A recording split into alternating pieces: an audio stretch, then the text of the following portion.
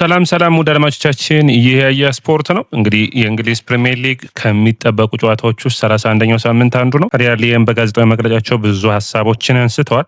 እንግዲህ በስብስብ ውስጥ ባሉት ቼልሲ ተጫዋቾች ውስጥ አንዱ የሚጠበቀው የጉዳት መረጃዎች ነው። የጉዳት መረጃዎችን እናደርሳችኋለን። ይህ ሳምንት ለቼልሲ ለቶፕ ፎር ፉክክሩ ወሳኙ ሳምንት ይሆናል ብዬ አስባለሁ። ምክንያቱም ይህ ሳምንት በደረጃ ሰንጠረዡ ላይ ለውጥን ማምጣት የሚችል ይሆናል። ሁሉም ቡድኖች ከፍተኛ ተፎካካሪ ካሉባቸው ጨዋታዎች ይኖራሉ። ዩናይትድ ዛሬ ምሽት ወደ ብራይተን ስታዲየም ያመራል። ተጠባቂ ጨዋታ ነው የሚሆነው። አስቶን ቪላ በሜዳው ዌስትሃምን ይገጥማል። ሊቨርፑል ወደ ብራይተን ስታዲየም የሚያቀና ይሆናል። ቼልሲ ወደ ኤቨርተን ስታዲየም የሚያቀና ይሆናል። ስለዚህ ይህ ተጠባቂው ሳምንት ነው ለቼልሲም የሚሆነው። ታዲያ እነዚህን ጨዋታዎች በተለይ ከባለፈው ሳምንት ከኒውካስትሉና እንዲሁም ደግሞ ከፓሪስ ሰን ጀርመኑ ሽንፈት ቼልሲዎች የሚመለሱበት ሳምንት ይሆናል ተብሎ ይጠበቃል። እንግዲህ ቼልሲ ቶፕ 4 ለመጨረስ የሚረዳውን ቶፕ 5 ለመውጣት የሚረዳው አንደኛ ማንቸስተር ዩናይትድ እና ሊቨርፑልን ይገጥማል በአንፊልድ ሮድ እና በስታንፎርድ ብሪጅ። እነዚህ ጨዋታዎች በጣም ወሳኝ ይሆናሉ ብዬ አስባለሁ። ምክንያቱም ቀጥተኛ ተቃዋሚያቸው ወይም ቀጥተኛ ተፎካካሪያቸውን ነው የሚገጥሙት። ስለዚህ የማሸነፍ እድላቸውን በማስፋት በጨዋታው ላይ የተለየ ብቃታቸውን ማስመዝገብ የሚችሉበት እድል ሰፊ ነው ብዬ አስባለሁ። ወዳጆቻችን እንግዲህ ይህ የስፖርት ነው። የስፖርትን ላይክ፣ ሼር፣ ኮሜንት፣ ሰብስክራይብ ማድረጋችሁን አትርሱም። የእናንተን አስተያየትና ኮሜንትም የምጠብቅ ነው የሚሆነው። በኤንዞ ፈርናንዴዝ ጥሩ ዜና ልጀምሩ ወዳጆቻችን። ኤንዞ በይፋ ወጥቶ የቼልሲ ደጋፊዎችን ከጨዋታው መጠናቀቅ በኋላ ተናገርኩት ሀሳብ ይቅርታ እጠይቃለሁ የሚል ሀሳቡን አስተያየቱን ጽፏል በትዊተር ፔጁ ላይ።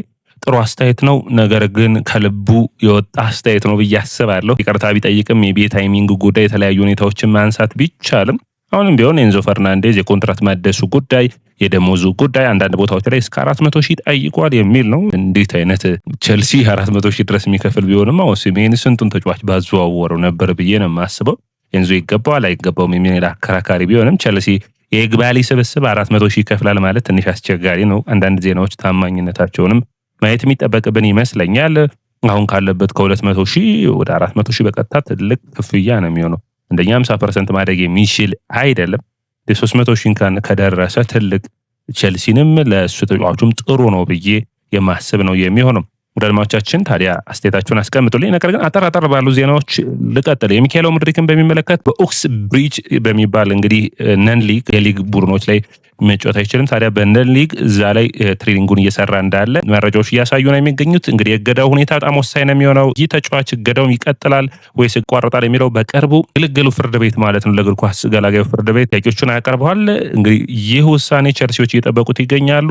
ሙሉ በሙሉ ውሳኔው የማይነሳለት ከሆነ ይህ ተጫዋች ቼልሲ ጋር ኮንትራቱን የሚያቋርጥ ይሆናል። ቼልሲዎች በዚህ ላይ ውሳኔያቸውን አስተላልፈዋል። ወዳጆቻችን ሌላኛው መረጃ የሚሆነው እንግዲህ ቼልሲን በሚመለከት የስቴፋን ዊሊያን እና የፎፋና በስልጠናዎች ወቅት ታይተዋል። እንግዲህ ሌላኛው መረጃ የሚሆነው የጉዳቱ መረጃ ነው። ቻሎባ እንግዲህ በጣም አሳዛኝ ጉዳት ነው ያጋጠመው። ነገር ግን በምስሎቹ ላይ እንደምታዩት አስከፊ አይደለም የሚል ሊየም አስተያየታቸውን ሰጥተዋል። ለ6 ሳምንት ግን አይኖርም ስብስቡ ጋር ብለዋል። ኮልዊል ከኤሲኤል ጉዳቱ ነው የመጣው። ስለዚህ ማኔጅ ማድረግ በጥንቃቄ ተጫዋቹን ወደ ውድድር መመለስ ይጠበቅብናል። በዘንድሮ ውድድር ዓመት ግን ሲጫወት ልታዩት ትችላላችሁ የሚል አስተያየታቸውን ሰጥተዋል። ሌላኛው የሚሆነው ፊሊፕ ዮርገንሰንን በሚመለከት ዮርገንሰን ቀለል ያለ ቀዶ ጥገና ይደረግለታል፣ ለሳምንታት ከሜዳ የማይኖር ይሆናል የሚል አስተያየታቸውን ሰጥተዋል። ሌላኛው ጄምስን በሚመለከት የሃምስትሪንግ ችግር እንደሆነ ይታወቃል። ስለዚህ ከሀገራት ጨዋታ መልስ ሁኔታውን የሚታይ ይሆናል በማለት አስተያየታቸውን ሰጥተዋል። እንግዲህ ቼልሲ ጠንካራ ፉክክሮችን እያደረገ በሁሉም ውድድሮች ጠንካራ ፍልሚያውን ማሳየት ይፈልጋል። አሁን ከፊታችን ያሉትን መርሃ ግብሮች ማጠናቀቅ ይጠበቅብናል። የአውሮፓ ቻምፒዮንስ ሊግ ተሳትፎን ማረጋገጥ የኤቨርተኑ ጨዋታ የመጀመሪያው ፍልሚያችን ይሆናል በማለት አስተያየቱን ሰጥተዋል። ኤንዞን በቀጥታ አናግሬዋለሁ። በጨዋታው ወቅት ደስተኛ አልነበረም በውጤቱ፣ ስለዛም ነው ይህንን አስተያየት የሰጠው የሚል የሊየም አስተያየታቸውን ሰጥተዋል። ቻምፒዮንስ ሊግ ውስጥ መቆየት እንፈልጋለን። ቼልሲ ቻምፒዮንስ ሊጉ የሚገባው ቡድን ነው። ስለዚህ በዛ ለመፋለም የምንችለውን ሁሉ እናደርጋለን በማለት አስተያየታቸውን ሰጥተዋል። ቀጣይ ጨዋታ ላይ ማሸነፍ ላይ ማተኮር አለብን የሚል አስተያየታቸውንም ሰጥተዋል። እንግዲህ በውድድር ዓመቱ መጨረሻ ያለውን ሁኔታ እናጣራና ውሳኔዎችን እናስተላልፋለን። ከዛ ውጭ በቼልሲ እንግዲህ ባለፉት 2 ጨዋታዎች በተለይ በፓሪስ ሰን ጀርመኑ ደርሶ መልስ ጨዋታዎች ውስጥ መረጃዎቹን ያሾለከውን ሰው አግኝተናል በማለት አስተያየታቸውን ሰጥተዋል። ይህ እንግዲህ ጥሩ ዜና ነው። ታስቦበት አይደለም፣ ነገር ግን በቀጣይ እርምጃዎችን እንወስዳለን፣ ማን እንደሆነ ግን አውቀናል የሚል እንግዲህ መረጃውን አስተላልፈዋል። እንግዲህ በቀድሞ እየወጣባቸው መረጃዎች እንደነበረ ታወቃል። ከዛ ውጭ እንግዲህ በጣም አነጋጋሪ የነበረው እኔ ብዙ አነጋጋሪነቱ አልታየኝም ነበር። በ85ኛው ደቂቃ ላይ አሰልጣኙ ጽሁፍ ጽፎ ለተጫዋቾቹ ሲያስተላልፍ ለጋርናቾ ነው ምን ሊያደርግ ነው የሚል ነው። አንዳንዴ እግር ኳስ ልትሸነፍም ቢሆን ላታሸነፍም ይሁን በመጨረሻውም ደቂቃ ይሁን ስራ ነው አይደለም። አሰልጣኙ ስራውን ነው እየሰራ ያለበትና በሊየም ላይ ምን አይነት ለውጥ ሊያመጣ ነው አጤሬራ የሚሰጠው የሚል ይሄኛው በእግር ኳስ የተለመደ ነው። የሚሸነፉ ቡድኖችም ሲያደርጉ አይተን እናውቃለን። በሊየም የተጀመረ አይደለም። ቸልሲን መውቀስ ካስፈለገ በሌሎች ምክንያቶች መውቀስ ይቻላል እንጂ በሊየምን በዚህ በሚመለከት ላይ የሚጠለጠልበት መንገድ እኔ ልክ ነው ብዬ አላምንም። ምንም እንኳን ቡድኑ ቢሸነፍም በቡድኑ የመጨረሻው ሰዓት ድረስ ለተጫዋቾቹ መመሪያ መስጠት ግዴታው ነው። እንግዲህ ተናገረው እኔ በጨዋታው ላይ ጩኬ የቡድኑን አሰላለፍ መቀየር አልፈልግም ነበር። ታዲያ ካይሴዶን ወደ ቀኝ መስመር ተከላካይነት እንዲሄድ ስለምፈልግ ነው አሌክሳንደር ጋርናቾን በሚገባ ለማስረዳት በጽሁፍ ጽፌ የነገርኩት የሚል ነው። እንግዲህ አመራሩን ወደ ጨዋታው ሲገባ ነገሮችን እንትን እንዲሉ ነው። አንዳንዴ እግር ኳስን ኢንዲቴል እንደዚህ አይነት የሚዘጋጁ አሰልጣኞች ላይ በእንግሊዝ ሚዲያዎች ውስጥ የሚደረገው ከዚህ በፊት ማይክል አርቴታ ላይ አይተናል፣ ኤንዞ ማሬስካ ላይ አይተናል፣ ፔፕ ጋርዲዮላ ላይ አይተናል እና እግር ኳስ እንደማንኛውም የሙያ መስክ ተጫዋቹ እንደሚያደርገው ሌሎችም እንደሚያደርጉት ሁሉ ሙሉ 90 ደቂቃ በስርዓትና በሁኔታው ምንም እንኳን ቸልሲ በጨዋታው ላይ 3-0 እየተመራ ቢሆን እነዚህን ድርጊቶች በማድረጋቸው እንዲሁም መደነቅ ይጠበቅባቸዋል። እስከ መጨረሻ ድረስ ለመፋለም ፍላጎት አላቸው። ሌሎች ማስተካከል የሚጠበቅባቸው አሉ። አሰልጣኙን በሌላ ነገር መውቀስ በጣም በብዙ ሁኔታ ይቻላል። በእንደዚህ አይነት ሁኔታዎች ግን ልክ ነው ብዬ አላስብም። ይሄ ሚዲያዎች አንዳንዴ ቡድኖችን የሚያመቻቹበት መንገድ ነው፣ ሁሉን ነገር ለማጥላላት የሚሞክሩበት ብዬ ነው የማስበው። ሌላኛው የሚሆነው እንግዲህ ስለ ፒኤስጂ ጨዋታ ጠይቀው ነበር። በፒኤስጂ ጨዋታ ሙሉ በሙሉ ወኔያችን ነበር።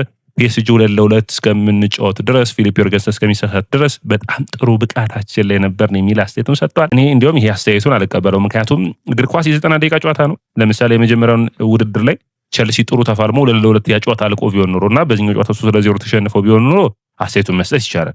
አንድ ጨዋታ ግን እስከዚህኛው ደቂቃ ድረስ ጥሩ ነበር ተብሎ አስተያየት ሲሰጥ አንዳንዴ መታየት የሚጠበቅባቸው ነገሮች አሉ። ሙሉ 90 ደቂቃ ፐርፎርማንስ ነው ወይም ውጤት ነው እግር ኳስን ውጤታማ የሚያደርግ። በመጨረሻዎቹ 90 ደቂቃ በኋላ ጭማሪ በሆኑ ሰዓታቶች ስንት ዋንጫዎችን ሪያል ማድሪድ አንስተዋል። ስለዚህ የጥሩ ብቃት ነው። ለተቃራኒ ቡድን አድናቆት ትሰጣለህ፣ ለተሸነፈው ቡድን ደግሞ በጨዋታው ላይ ደካማ ብቃት እንዳሳየ አስተያየት ትሰጣለህ። የተለመደ ነው። ስለ ማማዱ ሳርም አስተያየታቸውን ሰጥተዋል። 2 ዓመት አብሬ ሰርቼዋለሁ። በጣም ጥሩ ስልጠና፣ ጠንክሮ የሚሰራ ጠንካራ ተጫዋች ነው። እሱ ብቻ ግን አይደለም፣ ጀራር ሃቶም እዚህ ስብስብ ውስጥ በጣም ያስገረመኝ ተጫዋች ነው። በጣም ጥሩ ፐርፎርማንስን ያሳያል የሚል አስተያየታቸውን ሰጥተዋል። እንግዲህ ሊየም አሁን ከአስተያየቶቹ በተለይ እኔ እያየሁት ያለሁት በጣም ጥሩ እኔ በዘመናዊ እግር ኳስ ውስጥ ከማይክል አርቴታ አንደኛው በጣም ጥሩ የሚናገሩ ብዬ ነው። ሩበን አሞሪምን አይተናል አይደለም ደግሞ ባለፈው ዓመት እስከሚሰናበት ድረስ። አሁን ደግሞ የሊየም በጣም ጥሩ ንግግር ላይ በጣም ስፔሲፊክ የሆነ ጥሩ ስራ ነው።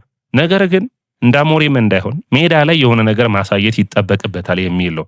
ጥሩ ንግግር አሰልጣኝን አያቆይም፣ ውጤት ነው አሰልጣኝን የሚያቆየው። ስለዚህ ውጤቱ ላይ ጠንከር ብሎ ቢቀጥል የሚል አስተያየት አለኝ። ወደ አድማጮቻችን እናንተ እንዴት ታስባላችሁ? ፋብሪጋዝን በሚመለከት አንድ አስተያየት እያየው ነበር። የኮሞ ኃላፊ አርሰናል፣ ቼልሲና ባርሴሎና ስለ ፋብሪጋዝ ከጠየቁ ማንም እምቢ ማለት የማይችለው ሁኔታ ይሆናል በማለት አስተያየታቸውን ሰጥተዋል። ትክክለኛ አስተያየት ነው ብዬ አስባለሁ። ያው ለሶስቱም ቡድኖች ፋብሪጋዝ በሚገባ ተጫውቷል። እንግዲህ በየትኛው ቡድን ሌጀንድ ነው ትልቁ ጥያቄ ሆኖ የሚቀርብ ነው የሚሆነው። ደለማዎቻችን የቸልሲ ደጋፊዎችም ሌጀንድ ለማለት ይቸገራሉ። የአርሰናል ደጋፊዎችም ከርቶናል የሚል ሌጀንድ ነው ፋብሪጋዝ የሚል ተቀባይነት የለውም። በባርሴሎና ምርጡ ስብስብ ውስጥ ወቅት ነበር፣ ነገር ግን ውስጥ አጭር ጊዜ ነው የተጫወተው። ሌጀንድ ለማለት ይቸገራሉ። እንግዲህ በረጅም ጊዜ የተጫዋችነቱን ቦታ ያሳለፈበት አርሰናል ነው። ከ8 ዓመት በላይ ያሳልፈዋል። ቸልሲ ቤት ውስጥ ያሳለፋቸውም ጊዜያቶች ደግሞ በውጤት እና በፕሪሚየር ሊጉ በተለያየ ሁኔታ ቸልሲን የሚያስታውሰው ይሆናል ብዬ አስባለሁ። ነገር ግን የቸልሲ ተጫዋቾች ወይም ደግሞ የቸልሲ ደጋፊዎች ሌጀንዶቻቸውን ሲጠሩ ሌጀንድ ይባላሉ። ያንዱ ትልቁ ጥያቄ ሆኖ መነሳት የሚጠበቅበት ይመስለኛል። ነገር ግን ለቸልሲ ያለው ፍቅር የቸልሲ ደጋፊዎችም ፋብሪጋዝን በሚገባ ነው የሚወዱትና የሚያደንቁት። ተጫዋቾቹን ሁሉ የተጫወቱልን ትወዳለህ፣ ታደንቃለህ። ሌጀንድ ለማለት ግን እንደ ጆን ቴሪ፣ ላምፓርድ፣ ድሮግባ እያላችሁ መጥራት የሚያስፈልግ ይሆናል ብዬ አስባለሁ። ሌላኛው ሌት አንደርሰን በሚመለከት ቸልሲ፣ ሲቲና አርሰናል ተጫዋቹ እስከ 80 ሚሊዮን ዩሮ ያወጣልና በዝውውሩ መጨረሻዎች ወቅት ለመንቀሳቀስ ፍላጎት እንዳላቸው ያሳያል። እንግዲህ ሌላ ዜና ሊሆን የሚችለው ስትራስቡርግ ሜንዝን አግኝቷል በሩብ ፍጻሜ። አንዱ የሚጠበቅ ነው የሚሆነው ትናንት ያሲኒ ይህ ልጅ ወደ አድማጮቻችን ሌላኛው ተጫዋች ነው። ባርኮ አስቆጥሯል። ያሲኒ ግን አዛርድን የሚመስል ነገር አለው። ወደ አድማጮቻችን ኳሱ ከእግሩ አይርቅም። በጣም አስደናቂ ምርጥ ፐርፎርማንሱን እያሳየ ይገኛል። ቸልሲ በኤቨርተን ጨዋታ ላይ ማንን በተከላካይ መስመር ላይ ያሰልፋል የሚል ነው አንዱ ጥያቄ። ሳርና ፎፋና የኔ ምርጫዎች ናቸው። ወደ አድማጮቻችን እናንተስ ማንን ትመርጣላችሁ? ኮሜንት መስጫ ቦክስ ላይ አስቀምጡልኝ። ይህ የያ ስፖርት ነው። የያ ስፖርትን ላይክ፣ ሼር፣ ኮሜንት፣ ሰብስክራይብ ማድረጋችሁን አትርሱ።